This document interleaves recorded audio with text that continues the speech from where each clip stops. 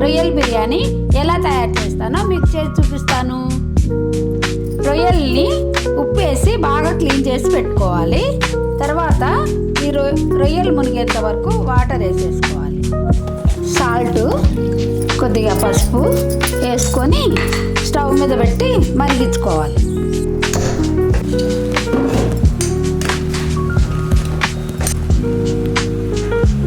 ఇలా పట్టుకొని చూస్తే ఉడికింది అనుకున్నప్పుడు స్టవ్ బంద్ చేసుకొని ఈ రొయ్యల్ని వడగట్టుకొని పక్కన ఉంచుకోవాలి. ఒక 2 స్పూన్స్ ఆయిల్, 1 స్పూన్ నెయ్యి. ఆయిల్ కాగిన తర్వాత ఉల్లిపాయలు వేసుకోవాలి.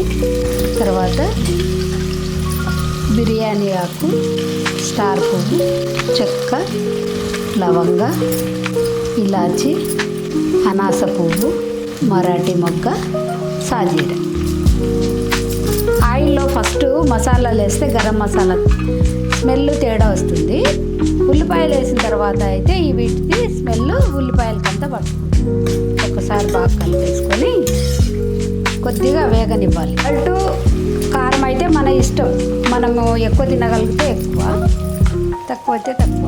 ఇప్పుడు 2 స్పూన్స్ అల్లం వెల్లుల్లి పేస్ట్ ఫ్రెష్గా నూరుకునేది వేసుకుంటే బిర్యానీ చాలా బాగుంటుంది.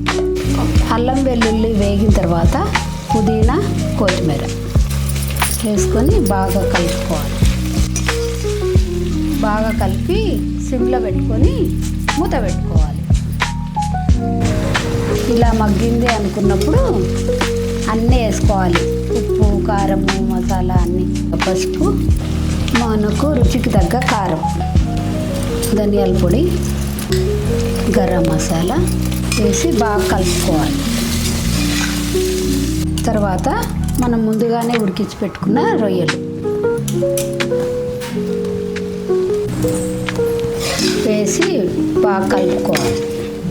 ఒక 5 నిమిషాలు మూత పెట్టుకోవాలి. ఈ ఉప్పు, కారము, గరం మసాలా అంతా ఈ రొయ్యలకు పట్టడానికి ఒక 2-3 మినిట్స్ ఉంచుకోండి.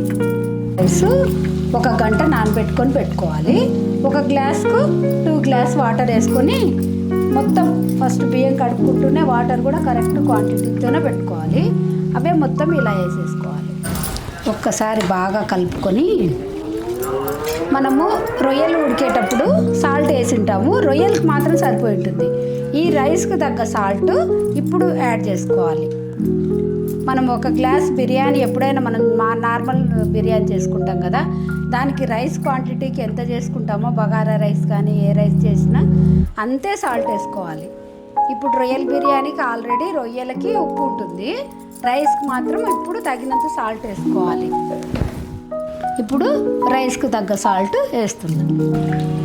ఒకసారి బాగా కలిపేసుకొని కుక్కర్ మూత పెట్టి 3 విజిల్స్ రానియాలి. ఫ్లేమ్ మాత్రం హైలోనే పెట్టుకోవాలి. 3 విజిల్స్ వచ్చిన తర్వాత బంద్ చేసుకోవాలి. రొయ్యల బిర్యానీ రెడీ. మూత తీసిన తర్వాత ఒక 5 మినిట్స్ ఆగి సర్వ్ చేసుకోవాలి. కానీ ఈరోజు నేను రొయ్యల బిర్యానీ చేశాను. టేస్ట్ చూసి ఎలా వచ్చిందో చెప్పమ్మా. దీని కాంబినేషన్గా గ్రీన్ చికెన్ కర్రీ, ఆవిరి పచ్చిమిరపకాయలు అన్నీ తీసుకుంటాం. 1 నిమిషం ఉండు, పక్కన పెడతావా? కాదు, వేడిగా ఉంది. ఎలా ఉంది నాన్న గ్రీన్ చికెన్? చాలా బాగుంది మమ్మీ. బాగుంది, చాలా బాగుంది, సూపర్ ఉంది మమ్మీ. థ్యాంక్ యూ నాన్న.